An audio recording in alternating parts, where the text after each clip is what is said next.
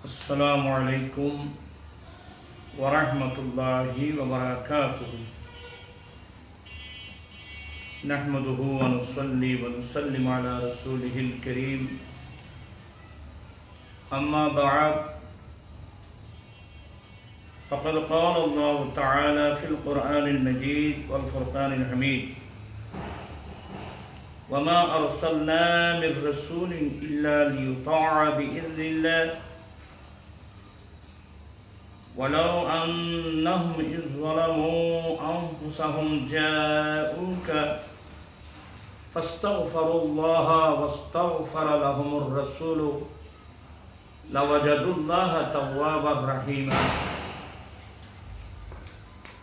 صدق الله مولانا العظيم وصدق رسوله النبي الحبيب الكريم، ونحن على ذلك لمن الشاهدين والشاكرين، والحمد لله رب العالمين. ربي صل وسلم وبارك عليه।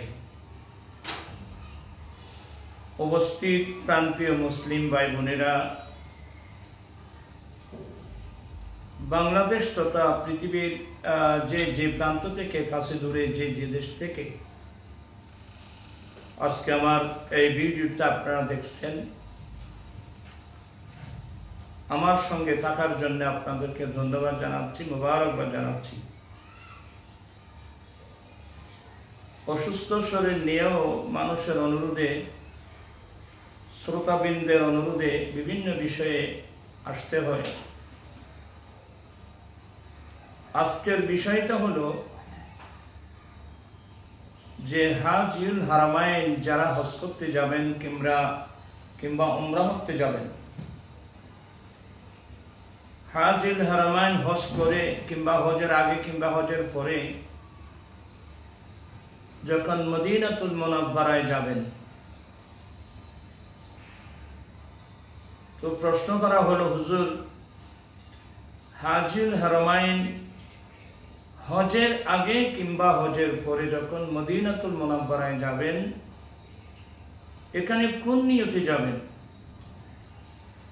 কি নবী করিম সাল্লাল্লাহু আলাইহি ওয়াসাল্লামের জিয়ারতের উদ্দেশ্যে যাবেন, না মসজিদে নববী শরীফের নামাজ পড়ার নিয়তে যাবেন? এই মাসলাটা যুগ যুগ ধরে মুসলমানের মধ্যে ইখতিলাফ, দ্বন্দ্বতা চলে আসতেছে। আল্লাহ বেহতর জানে দ্বন্দ্বতা আর কত বছর পর্যন্ত থাকবে। আমাদের জন্য বড় দুর্ভাগ্য, যুগে যুগে কালে কালে বড় বড় আলেমদের মধ্যে এমন কিছু আলেম পাওয়া যায় যাদের ভুল মাসলা বর্ণনা করার কারণে, ভুল মাসলা বলার কারণে আজকে বিশ্বের মুসলমানের মধ্যে দ্বিধা বিভক্তি। নাউযুবিল্লাহ মিন যালিক। তন্মধ্যে একজন ব্যক্তি, আশ্চর্য লাগে, আমি তাকে অনেক ভালোবাসতাম। ওনার নাম শেখ ইবনে তাইমিয়া। শেখ ইবনে তাইমিয়া সে একটা ফতোয়া দিয়ে বসলেন যে কোন মানুষ নবীর জিয়ারতের নিয়তে যদি মদিনায় যায়, এটা নাকি গুনাহের সফর। নাউযুবিল্লাহ মিন আস্তাগফিরুল্লাহ। কোন মুমিন মুসলমান রাসূল করিম সাল্লাল্লাহু আলাইহি ওয়াসাল্লামের জিয়ারতের উদ্দেশ্যে যদি মদিনাতুল মুনাওয়ারায় যায়, এটা নাকি গুনাহের সফর। নাউযুবিল্লাহ। এক নম্বর। দ্বিতীয় নম্বর, এই সফরের মধ্যে নামাজ কসর পড়লে এটা নাকি হবে না। নাউযুবিল্লাহ মিন যালিক। রাসূল করিম সাল্লাল্লাহু আলাইহি ওয়াসাল্লাম, নবী করিম সাল্লাল্লাহু আলাইহি ওয়াসাল্লামের শান মানের উপর এত বড় আক্রমণ যে কোনো মানুষ যদি নবীর জিয়ারতের নিয়তে মদিনায় যায়, এটা নাকি গুনাহের সফর। নাউযুবিল্লাহ মিন যালিক। তখন থেকে অনেক লম্বা ইতিহাস, আমি সেই ইতিহাসের দিকে যাচ্ছি না। এই শেখ ইবনে তাইমিয়ার এই ভ্রান্ত মতবাদের বিরুদ্ধে তখন থেকে সারা বিশ্বে আহলে সুন্নাত ওয়াল জামাতের মতাদর্শ উলামা ইকরামরা এগুলো তার ভ্রান্ত আকীদা খণ্ডন করে আসছেন। কিন্তু তখন থেকে পর্যন্ত পাবলিকের মধ্যে সবাই তো আর কিতাব বুঝে না, সে পড়ায় না, কিতাব বুঝে না, যার কারণে এই দ্বন্দ্বটা রয়ে গেছে। এখন আমার কাছে বারবার অনেক ভাইরা প্রশ্ন করেন, হুজুর আমরা পাবলিক মানুষ, আমরা তো বুঝতেছি না, আমরা তো মদিনাতুল মুনাওয়ারায় যাব, আজীবন কান্নাকাটি করছি, আল্লাহ তুমি একবার জীবনে মদিনাতুল মুনাওয়ারায় নিয়ে যাও। এখন আমরা কোন নিয়তে যাব? প্রাণপ্রিয় ইসলামী ভাইরা, আমরা কোন নিয়তে যাব? মদিনাতুল মুনাওয়ারায় আপনারা যাওয়ার সময় কোন নিয়তে যাবেন, আমরা কোন নিয়তে যাব? এটা কি ইবাদতের সফর না গুনাহের সফর? এই মসলাটা আমি নিরসন করার জন্য, এটার জন্য কোরআনে পাকের আমি যে আয়াতে কারীমাটা তেলাওয়াত করেছি, একটি আয়াতেই যথেষ্ট। এরপরেও এই কোরআনে পাকের আয়াত, পাশাপাশি হাদিস শরীফ, অর্থাৎ কোরআন, সুন্নাহ, ইজমা, কিয়াস, 4 দালাইলের মাধ্যমে ইনশাআল্লাহ আমি এটা নিরসন করার চেষ্টা করব। আপনারা সবাই আমার পাশে থাকবেন। আসুন দেরি না করে আমি আপনাদের সম্মুখে এই বিষয়টাকে সামনে রেখে সূরা নিসা শরীফের একটি আয়াতে কারিমা, 64 নম্বর একটি আয়াত, ওয়ামা আরসালনা মির রাসূল ইল্লা লিইউতা বিইذনিল্লাহ।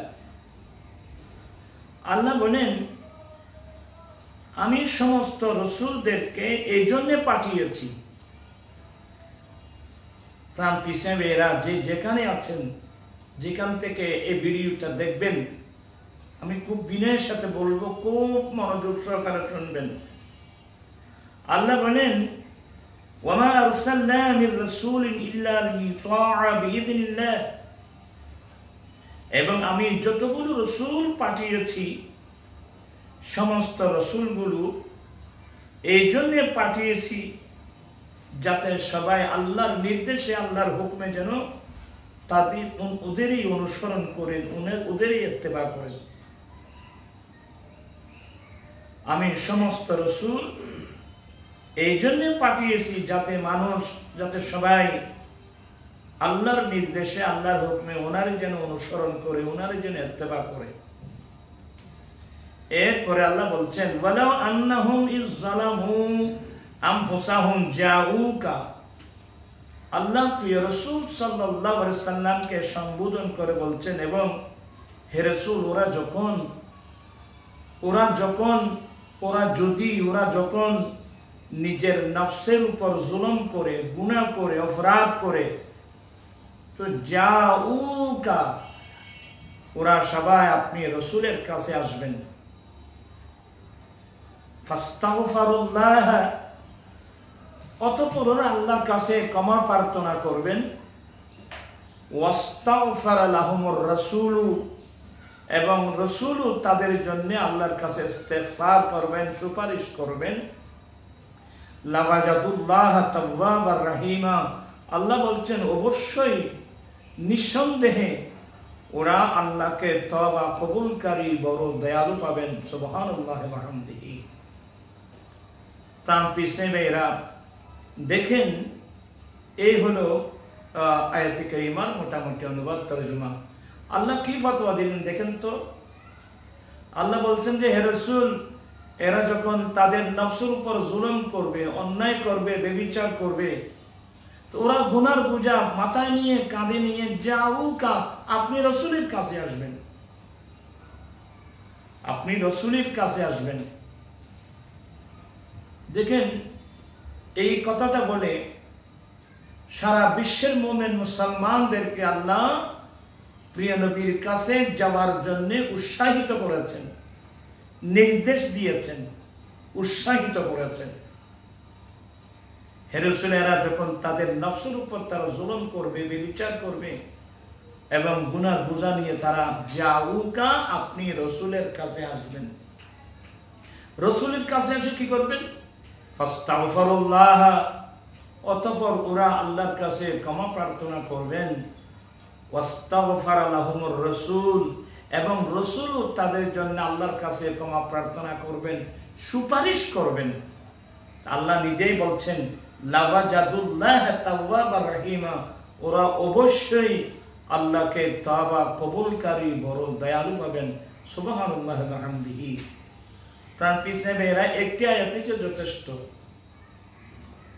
এটা তো বিরাট একটা আমাদের মুসলিম বিশ্বের জন্য একটা বিরাট কিয়ামত পর্যন্তের জন্য একটা দর্শন, বড় দস্তুর। তা আল্লাহ তো এই কথা বলেন নাই যে কাছ থেকে আসবে না, কোত্থেকে আসবে, না বাংলাদেশ থেকে যাব নবীর কাছে, না ইন্ডিয়া থেকে যাব, না চায়না থেকে যাব। যাউকা, ওরা আপনার কাছে আসবে। মানে আপনার উম্মত যেখানে আছে, আপনার কলমা যারা পড়েছেন মুমিন মুসলমান, ওরা যে পৃথিবীর যে প্রান্তে থাকুক, ওরা যখন নিজের নফসের উপর নিজে জুলুম করবে, ব্যভিচার করবে, ওরা গুনার বোঝা কাঁধে নিয়ে, মাথায় নিয়ে আপনি রসুলের কাছে আসবেন। এখন আমার প্রশ্ন হলো, আল্লাহ তো ডাইরেক্ট আইন জারি করে দিয়েছেন, বলে দিয়েছেন যে আপনি রসুলের কাছে আসবেন। তো রসুলের কাছে কি রসুল দুনিয়ায় থাকতে আসবেন, না দুনিয়া থেকে ইন্তেকাল পরেও আসবেন? এখানে তো কোনো কন্ডিশন নাই, উইদাউট কন্ডিশন স্পষ্ট হয়ে গেল। ওরা নবীর কাছে যাবেন, চাহে নবী দুনিয়ায় থাকুক কিংবা নবী দুনিয়া থেকে ইন্তেকাল করুক। এমনি তো রাসূল করিম সাল্লাল্লাহু আলাইহি ওয়াসাল্লামের হায়াত এবং মওত দুটো এক সমান। সমস্ত আম্বিয়া কিরাম, আল আম্বিয়া ও আহয়াউম ফি কুবুরিহিম, আম্বিয়া কিরাম সবাই আপন আপন কবর শরীফে সশরীরে জিন্দা। তাহলে তো এই আয়াতে স্পষ্ট হয়ে গেল, আমরা যখনই মদিনায় যাব আমরা সরকারের কাছেই যাব। এটা তো আয়াত দ্বারা স্পষ্ট হয়ে গেল। আল্লাহ বলছেন, হে রাসূল, ওরা যখন তাদের নফসের উপর জুলুম করে অন্যায় করবে, ব্যভিচার করবে, যাউকা, আপনি রসুলের কাছে আসবেন। এবং রসুলের কাছে এসে কি করবেন? আস্তাগফিরুল্লাহ, ওরা আল্লাহর কাছে ইস্তেগফার করবেন, ক্ষমা প্রার্থনা করবেন। এখানে একটা তাফসীর আছে, আল্লাহর কাছে প্রার্থনা করবেন, ওখানে রাসূল করিম সাল্লাল্লাহু আলাইহি ওয়াসাল্লামকে সুপারিশকারী হিসেবে মানবেন। আল্লাহ, আমরা গুনার বোঝা মাথায় নিয়ে, কাঁধে নিয়ে তোমার নবীর কাছে এসেছি, তোমার নবীর দরবারে এসেছি। আল্লাহ, তোমার কাছে ফরিয়াদ করছি, আল্লাহ তুমি আমাদের জীবনের গুনাহগুলো মাফ করে দাও। আল্লাহ, তোমার নবীর উসিলায়, আমি তো উসিলার উপর অনেক লম্বা বক্তব্য করেছি, 500 পর্ব দিয়ে। তোমার নবীর উসিলায় দোয়া করছি, আল্লাহ আমাদের গুনাহ মাফ করে দাও। হে রাসূল, আপনি আমাদের জন্য সুপারিশ করুন। আল্লাহ নিজে ডাইরেক্ট বলছেন, ওরা আল্লাহর কাছে ক্ষমা প্রার্থনা করবে, ওয়াস্তাগফারা লাহুমুর রাসূল, এবং রসুল তাদের জন্য আল্লাহর কাছে ক্ষমা প্রার্থনা করবেন, সুপারিশ করবেন। তখন ওরা আল্লাহকে তওবা কবুলকারী বড় দয়ালু পাবেন। প্রাণপ্রিয় ইসলামেরা, একটি আয়াতেই যথেষ্ট। আমরা রাসূল পাক সাল্লাল্লাহু আলাইহি ওয়াসাল্লাম দুনিয়ায় থাকুক, দুনিয়া থেকে ইন্তেকাল করুক, কাছে থেকে হোক দূর থেকে হোক, একটি আয়াত যথেষ্ট। আমরা যখনই যাব হাজুল হারামাইন, মক্কায় মুআজ্জামায়, হজের আগে কিংবা হজের পরে যারা মদিনায় যাবেন, আমরা রাসূলের কাছেই যাব, আমরা নবীর জিয়ারতের নিয়তেই যাব, আমরা নবীর কাছেই যাব, তো নবীর জিয়ারতের নিয়তেই যাব। তো যে আয়াতটা আল্লাহ বলছেন মুমিনদেরকে তারগীব দিয়েছেন যে ওরা জুলুম করে আপনি রসুলের কাছে আসবে, কিয়ামত পর্যন্ত মানুষ রসুলের পাকের কাছে থাকবে। এটা তো আপনি ইবনে তাইমিয়া এটাকে গুনাহের সফর কিভাবে বললেন, এটা তো আমার দিমাগের মধ্যে আসে না। এটা ডাইরেক্ট কোরআন বিরোধী একটা ফতোয়া। আজকে দুঃখ লাগে এই ধরনের ভুল ফতোয়ার কারণে। কোরআন শরীফের আয়াত তো কিয়ামত পর্যন্তের জন্য। মানুষ যখন যেখানে যে দেশে থাকুক, যখন গুনাহ করবে, অপরাধ করবে, বিচার করবে, মানুষ গুনার বোঝা কাঁধে নিয়ে রসুলের কাছে যাবেন, বড় আশা নিয়ে যাবেন যে আমরা রসুলে দিয়ে দোয়া করব, আল্লাহ তোমার নবী রসুল আমার জীবনে গুনাহগুলো মাফ করে দাও, এবং রসুল আমাদের জন্য সুপারিশ করবেন। আল্লাহ তো ফতোয়া দিন, অবশ্যই তারা আল্লাহকে তওবা কবুলকারী বড় দয়ালু পাবেন। প্রাণ পিছিয়ে বেড়ে এই আয়াত একটাই যথেষ্ট, বেশির কোনো প্রয়োজন নেই। এরপরও আসুন, আল্লামা ইমাদুদ্দিন ইসমাইল ইবনে ওমর ইবনে কাসির, প্রকাশ্য হলো ইবনে কাসির, আল্লামা ইবনে কাসির লিখছেন তাফসীর ইবনে কাসিরের মধ্যে, এই আয়াতের মাধ্যমে মহান রব্বুল আলামিন সারা পৃথিবীর গুনাহগার পাপী তাপী বান্দা যারা, তাদেরকে আল্লাহ রাহনামাই করেছেন, আল্লাহ তাদেরকে পথ দেখিয়ে দিয়েছেন, হিদায়াত করেছেন।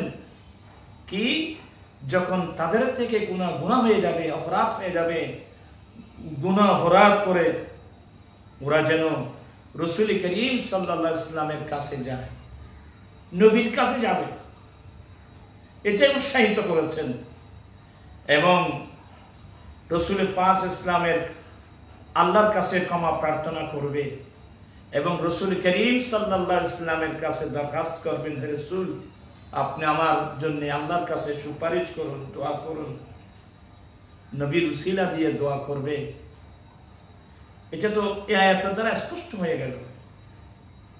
তখন যখন রাসূল তাদের জন্য সুপারিশ করবেন, আল্লাহ নিজেই তো বলছেন যে তারা আল্লাহকে তওবা কবুলকারী বড় দয়ালু পাবেন। সুবহানাল্লাহ বিহামদিহি সুবহানাল্লাহিল আযীম। তাহলে এটা একেবারে স্পষ্ট, এটা দস্তুরুল ইসলাম যে কিয়ামত পর্যন্ত মানুষ নবীর প্রেমিক উম্মত, নবীর উম্মত, আমরা যারা গুনাহগার ফাঁকি তাফি উম্মত, যখন আমরা অপরাধ করব, গুনাহ করছি না, কে আছে এখানে? গুনার বোঝা কাঁধে এবং মাথায় নিয়ে কোথায় যাব? যাউক, আল্লাহ ডাইরেক্ট বলছেন আপনি রাসূলের কাছে আসবেন। তাহলে তো স্পষ্ট হয়ে গেল আমরা রাসূলের কাছেই যাব।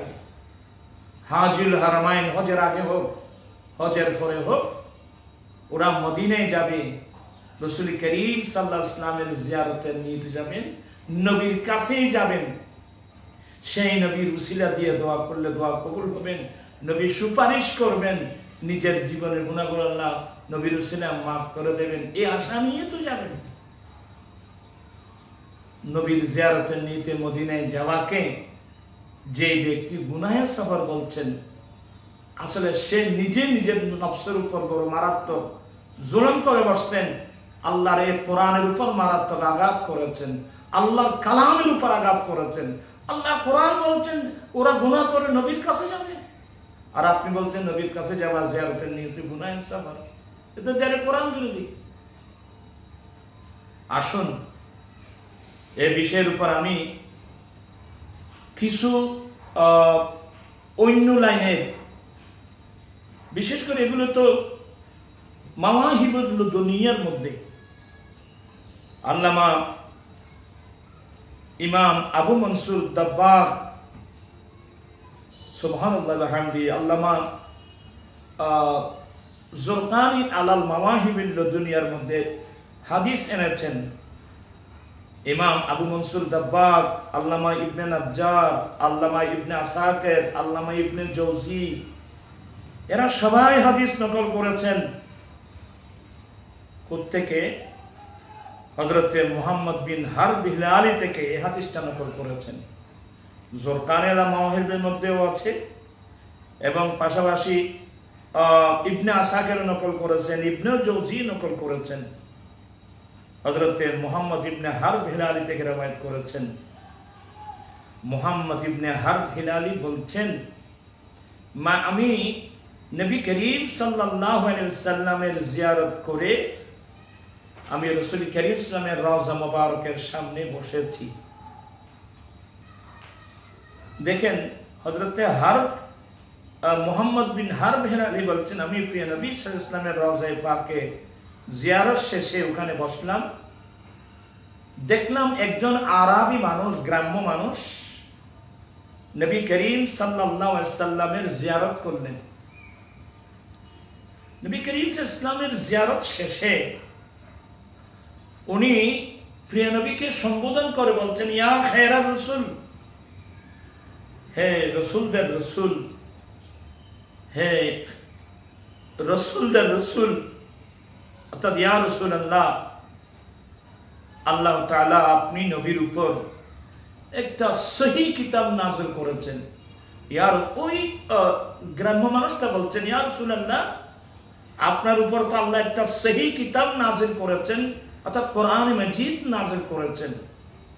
নবী গো, সেই কোরআনের মধ্যে আল্লাহ ইরশাদ করেছেন, ওয়ালাউ আন্নাহুম ইযলামু, ওই আয়াত কারিমাটা তেলাওয়াত করলেন, আনফুসাহুম জাউকা ফাস্তাগফিরুল্লাহ ওয়াস্তাগফারা লাহুমুর রাসূল লাওয়াজাদুল্লাহ তাওয়াবার রহিমা। এই আয়াতটা তেলাওয়াত করার পরে উনি বলছেন, ইয়া রাসূলুল্লাহ, আমি আপনার কাছে এসেছি, আমার গুনাহ মাফির জন্য আপনার কাছে এসেছি, আমি আল্লাহর কাছে ইস্তেগফার করব, আপনি আল্লাহর কাছে আমার জন্য সুপারিশ করবেন। নবী গো, আমি আপনার কাছে এসেছি এই কোরআন মোতাবেক গুনার বোঝা কাঁধে এবং মাথায় নিয়ে আপনার কাছে এসেছি, আমি আল্লাহর কাছে ক্ষমা প্রার্থনা করছি এবং আমি আল্লাহর কাছে হে রাসূল আপনার সুপারিশ পেশ করছি। আল্লাহর কাছে নবীর সুপারিশ পেশ করা তো সহিহ হাদিসের দ্বারা আছে, আল্লাহুম্মা ইন্নী আসআলুকা বিহাক্কি মুহাম্মাদিন নবীর রাহমা ইয়া রাসূলুল্লাহ ইয়া হাবিবাল্লাহ ইন্নী আতাওয়াসসালু ওয়া আতাওয়াজ্জাহু বিকা ইলা রাব্বি ফি কাদাইহা। এটা তো সহিহ রিওয়ায়াতের দ্বারা। হার ফেলালি বলছেন, নবী গো, আমি আপনার উসিলা দিয়ে আল্লাহর কাছে দোয়া করছি, আপনার শাফাআত চাচ্ছি, আপনি আমার জন্য সুপারিশ করুন। এই কথা বলে আল্লামা মুহাম্মদ ইবনে হার ফেলালি উনি দুটো শের পড়ছেন, যে শেরগুলো আল্লামা উতবা থেকেও এই শেরগুলো আছে। এখানে এই কথাগুলো নকল করার পরে আমাদের বড় হুজুর না, কওমি লাইনের যারা আছেন, কওমি ভাইদের যারা বড় হুজুর, বড় তন্মধ্যে একজন আশরাফ আলী থানভী, উনি এই ঘটনাটা নকল করে কি বলছেন জানেন, যে মুহাম্মদ ইবনে হারব হেলালির ইন্তেকাল হলো 228 হিজরিতে। উদ্দেশ্য হলো জামানায়ে খায়রুল কুরুন কাতা রাসূল করিম সাল্লাল্লাহু আলাইহি সাল্লাম বলতেন যে খায়রুল কুরুনে কারণী সুম্মাল্লাযিনা ইয়ালুনহুম সুম্মাল্লাযিনা ইয়ালুনহুম, সবচেয়ে উত্তম যুগ আমার যুগ, এরপরের যুগ, এরপরের যুগ, কুরুনে সালাসা। আমাদের অনেক ভাই, তো উনি তো কুরুনে সালাসার মধ্যে তো এটা ছিল। তো তানভী সাহেব বলছেন যে এই কথা কোথায় লিখছেন, উনি নশরুত তিবের মধ্যে লিখছেন। ঠিকই একই কথা আল্লামা শেখ আবুল মনসুর দাব্বাগি ওনার কিতাব কিতাবুশ শামিলের মধ্যে উতবার হিকায়াত নকল করেছেন। উনি বলছেন, উতবা বলছেন, আমি নবী করিম সাল্লাল্লাহু আলাইহি ওয়াসাল্লামের রওজা মুবারকের পাশে আমি বসেছিলাম, অর্থাৎ প্রিয় নবী সাল্লাল্লাহু আলাইহি ওয়াসাল্লামের জিয়ারত শেষে আমি নবী করিম সাল্লাল্লাহু আলাইহি ওয়াসাল্লামের রওজা মুবারকের পাশে বসেছিলাম। তখন দেখলাম একজন আরবি মানুষ, গ্রাম্য মানুষ আসলো, এসে আমার নবীকে সালাম করলেন, আসসালামু আলাইকা ইয়া রাসূলুল্লাহ সাল্লাল্লাহু আলাইহি ওয়াসাল্লাম, নবীকে সালাম দিলেন। নবীকে সালাম দেওয়ার পরে উনি বললেন, ইয়া রাসূলুল্লাহ, মহান রব্বুল আলামিন রব্বুল আলামিনের কালাম তো আমি শুনেছি, তো সেই কালামের মধ্যে কি আছে, ওয়ালাউ আন্নাহুম ইযলামু আনফুসাহুম জাউকা, এই আয়াতে কারিমাটা উনি তেলাওয়াত করলেন। অতএব ইয়া রাসূলুল্লাহ ইয়া হাবিবাল্লাহ, আমি আমার নফসের উপর জুলুম করেছি, নফসের জুলুম করে আপনি রাসূলের কাছে এসেছি, আমি আপনার কাছে এসেছি, আমি নিজের গুনাহের উপর আল্লাহর কাছে আমি ইস্তেগফার করছি, ইয়া রাসূলুল্লাহ, আপনি মহান রব্বুল আলামিনের দরবারে আমার জন্য একটু সুপারিশ করুন। আল্লাহ, আমি তোমার কাছে তোমার রাসূলের সুপারিশ চাচ্ছি। এই কথা বলে সে উতবা দুটো শের পড়েছেন। সে তর্জমা হলো, হে সে জমিন, হে সে জমিন, হে হে সে সত্তা, হে সে সত্তা, হে সেই মুআজ্জাজ ব্যক্তি যারা জমিনের মধ্যে ইন্তেকালের পরে যারা দফন হয়েছেন কবর শরীফে, মাজার শরীফে যারা দফন হয়েছেন, তাদের মধ্যে সর্বশ্রেষ্ঠ ব্যক্তিত্ব, যার সুগন্ধি দ্বারা জমিন এবং পাহাড় পর্বত খুশবুদার হয়ে গেছে। একটি শেরের তর্জমা। আরটা হলো, আমার জান, মেরি জান, এই কবরের মধ্যে, কবরের উপর আমার জান কুরবান হয়ে যাক। হে রাসূল, যে কবর শরীফে, যে মাজার শরীফে আপনি আরাম করছেন, এই কবর শরীফে, মাজার শরীফের উপর আমার জান কুরবান। যেখানে আছেন আফু মাফি, যেখানে আছেন সাখাওয়াত দান, যেখানে আছেন লুৎফ করম দয়া। কি মানি, এই লোকটা অথবা নবী করিম সাল্লাল্লাহু আলাইহি সাল্লামের কাছে সুপারিশ চেয়েছেন, সুপারিশ চেয়েছেন, দয়া চেয়েছেন। এই সিস্টেমে দোয়া করে উতবা বলছেন, সে আরবি মানুষ তো চলে গেল, আমি ওখানে মসজিদে বাসার মধ্যে আমার চোখের মধ্যে তন্দ্রা লেগে আসলো। উতবা বলছেন, আমি স্বপ্নের মধ্যে প্রিয় রাসূল সাল্লাল্লাহু আলাইহি সাল্লামের জিয়ারত করলাম এবং প্রিয় রাসূল আমাকে বলছেন, এই উতবা, তুমি এই আরবি মানুষের কাছে যাও, এই গ্রাম্য মানুষের কাছে যাও, তাকে সুসংবাদ দাও যে আল্লাহ তার জীবনের গুনাহ আল্লাহ মাফ করে দিয়েছেন। সুবহানাল্লাহ ওয়া বিহামদিহি। দেখেন, এই ঘটনাটা তাফসীরে ইবনে কাসিরের মধ্যে নকল করা হয়েছে। জামিউল আহকাম লিল কুরতুবী, আল বাহরুল মুহিত, মাদারিকুত তানজিল, এসব কিতাবের মধ্যে ঘটনাগুলো নকল করা হয়েছে। এবার আমি আপনাদেরকে আরেকজন কওমি লাইনের বড়জুর, যিনি মুফতি মুহাম্মদ শফি, পাকিস্তানের একজন ব্যক্তি। কওমি লাইনের বাইরা তাকে অনেক শ্রদ্ধা করে, অনেক বেশি মানে। মুফতি শফি সাহেবের একটা কিতাব মারিফুল কুরআন, দ্বিতীয় খণ্ডের মধ্যে এই কথাগুলো আছে।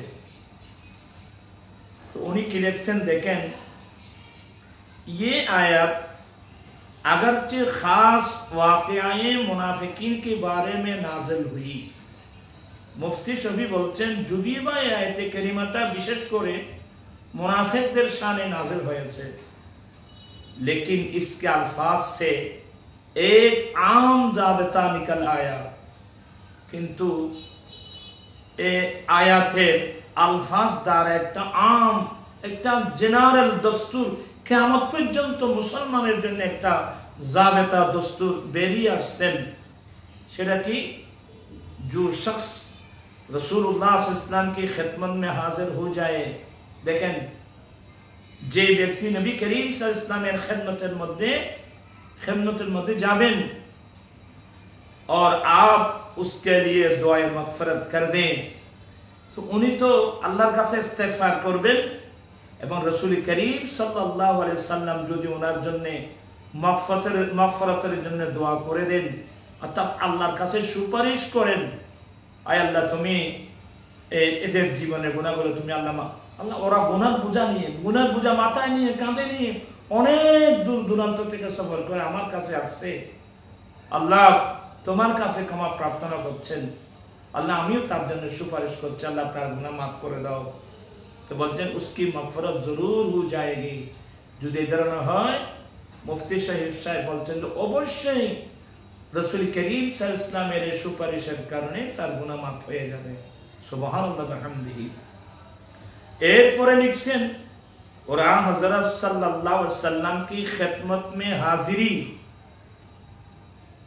দেখেন, আমি যে কথাটা আগে আমি বলছিলাম, এই কথাটা মুফতি সাহেব বলছেন যে रसूल पाक इस्लामेर रौदा मुबारकेर जे हाजिरी देवा, जैसे आपकी दुनियावी हयात के जमाना में हो सकती थी, तो रसूल करीम सल्लल्लाहु अलैहि वसल्लम যখন দুনিয়াবী হায়াতের মধ্যে ছিলেন তখন যেভাবে মানুষ रसूल करीम सल्लल्लाहु अलैहि वसल्लम এর খিদমতে আকদের মধ্যে আসতেন, इसी तरह आज भी रौदाए अक़दस पर हाजिरी इसी हुक्म में है।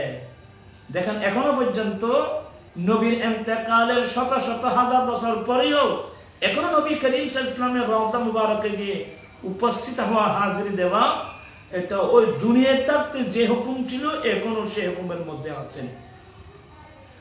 इसके बाद मुफ्ती साहब ने भी उतबा की मस्कूर सदर हिकायत बयान की। एटार परे मुफ्ती साहेब उनिও ওই উতবার ঘটনাটা উনিও নকল করেছেন। দেখেন আপনারা মারফুল কোরআন খুলে দ্বিতীয় খণ্ডের মধ্যে ঘটনাটা দেখেন।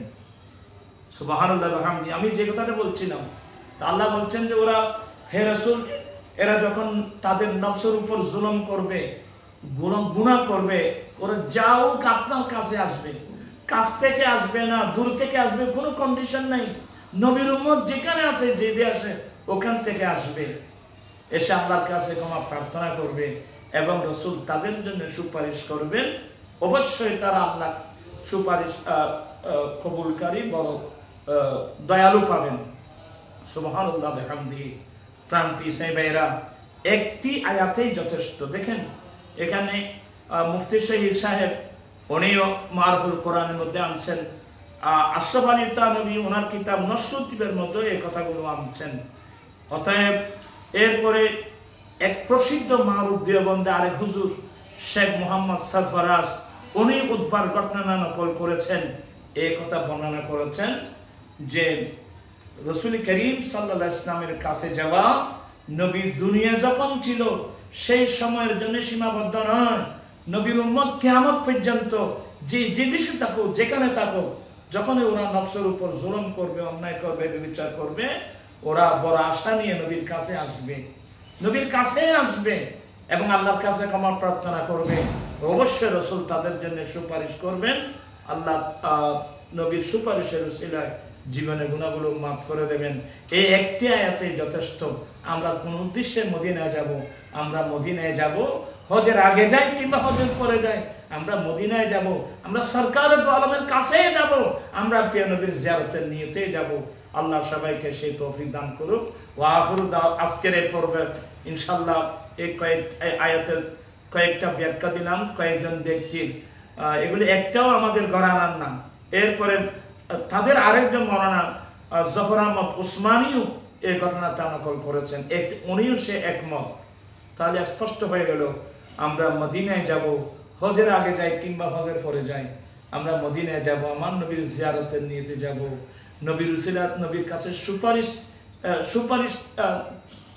নবীর কাছে সুপারিশ তালাশ করব এবং আল্লাহর কাছে দোয়া করব, নবীর উসিলা দিয়ে দোয়া করব, রাসূল আমাদের জন্য সুপারিশ করবেন। আল্লাহ অবশ্যই গুনাহগারদের গুনাহগুলো আল্লাহ নবীর উসিলায় মাফ করে দেবেন। ওয়া আখিরু দাওয়ানা আনিল হামদুলিল্লাহি রাব্বিল আলামিন। আসসালামু আলাইকুম ওয়া রাহমাতুল্লাহি ওয়া বারাকাতুহু।